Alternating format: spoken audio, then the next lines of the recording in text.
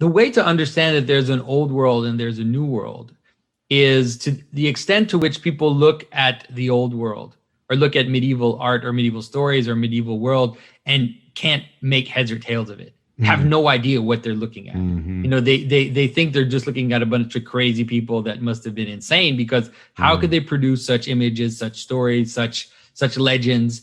And so because of that, you know, you get the arrogance of the Enlightenment and the arrogance of the new atheist types who look at everything before them as this kind of stupid superstition. The entire world before me were just a bunch of idiots, because I look at what they're saying and I look at what they're doing and I can't understand it. And so I think that is a testimony to the fact that there definitely is something that happened, a break, a shift.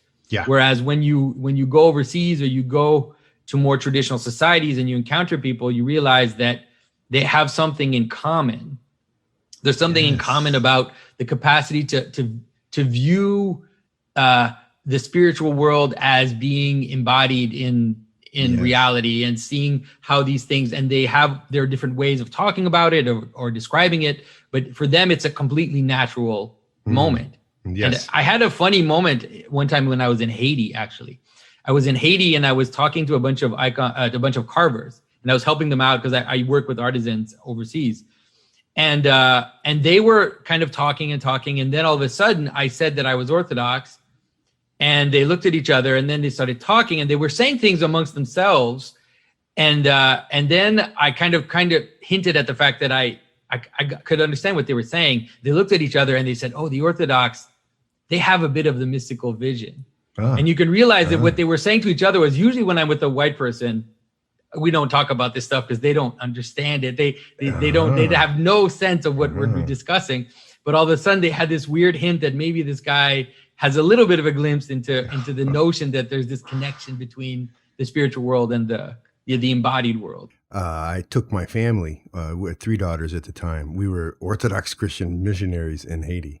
Oh, wow. And I know it's super reality what you're saying. And you know where it was manifest in their understanding of icon. So the Protestant missionaries there had struggled with our icons in our house. So, you know, we're foreigners and they come walking into our house and they're very taken aback by the fact that we had icons. And they kept saying, "Why did you adopt the pagan traditions?" And I was hilarious. Like, whoa. Because we had done the Serbian tradition of, I think more, but for sure the Serbs do this, where they take a candle and burn a cross just over the door, over the entrance, all the entrance ways, just as, you know, a blessing. And they saw that and boo, like voodoo. Oh, we had it. But you're right. It was. We could meet on a different level. It can be a scary world though, because. So talk to us about what the new world in your mind or in your work. What did it do to the mind, the way we think, or perhaps even better, to art? What happened as you see it in terms of the mind and then culture? Well, the way that I understand, let's say, this new world, or the development of this new world, or the development of the modern world, is I see it as a form of de-incarnation, as a form of it's kind of like a breakdown of Christianity. And I think it's part of the story. I think it has to happen. It's part of the scandal that Christ talked about. And so I don't, you know, I'm annoyed with it because I'm in it and I have to deal with the consequences of it. But I also think that it's part of the story.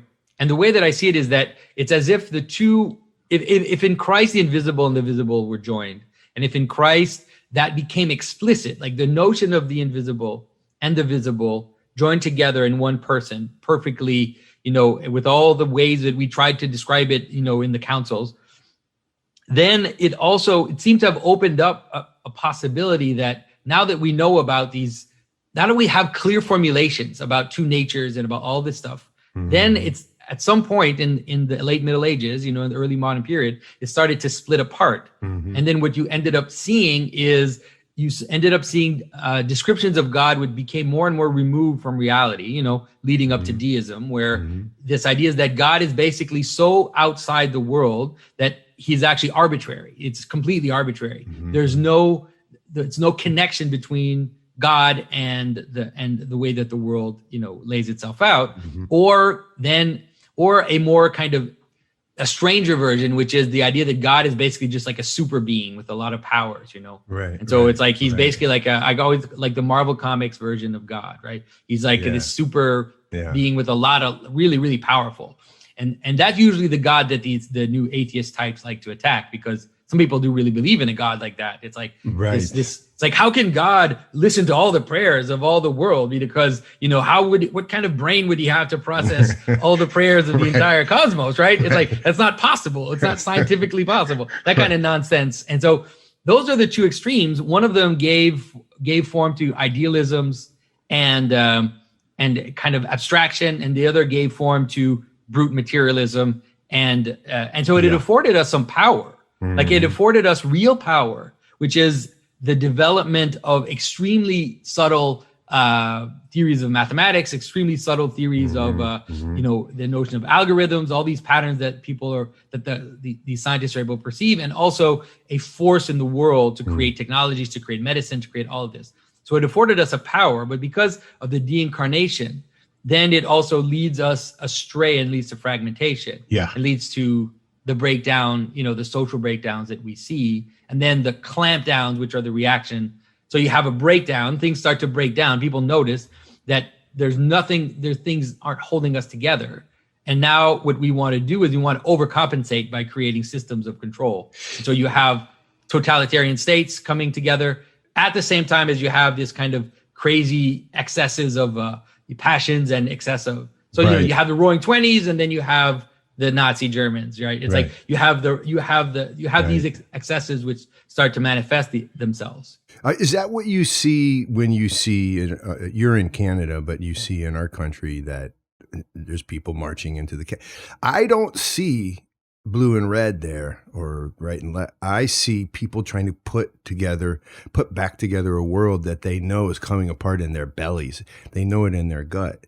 Do you see it? Is that crazy? I think that's exactly the right way to understand it. As we've moved away from the thing that unites us, and you can see like the idea that it's like one nation under God is actually a very late statement, you know, in the story of America. But you notice that the reason why it was put there was almost like to say, we're noticing that we're not a nation under God anymore. Oh, that's interesting. So we have to say it, like we have to say it so that it stays true for a while at least, and then that leads to the other opposite, which is it's like, no, we can't put religion into the state, and so all of this, it's always like a move between a breakdown and an overcompensation, and so that's what we're seeing right now is that you have two sides. One side which wants to affirm nation identity, you know, and this closed borders, all of this type of talk. And then you have another side which is basically saying identity is evil.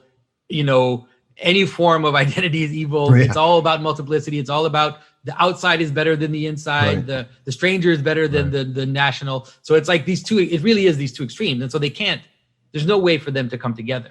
And then both of them can't see the other. They can only see the sins of the other person. They can't see the let's say the value in the discourse of the other. And so when the left is violent, it doesn't see it. And when the right is violent, it's so they only see the violence of the right, and the right tends to see the violence of the left. And so it's like it's so you can have an autonomous zone in Seattle for months, but when the right attacks a federal building, it's like, oh my God, it's the end of the world. It's like, this has been happening since March.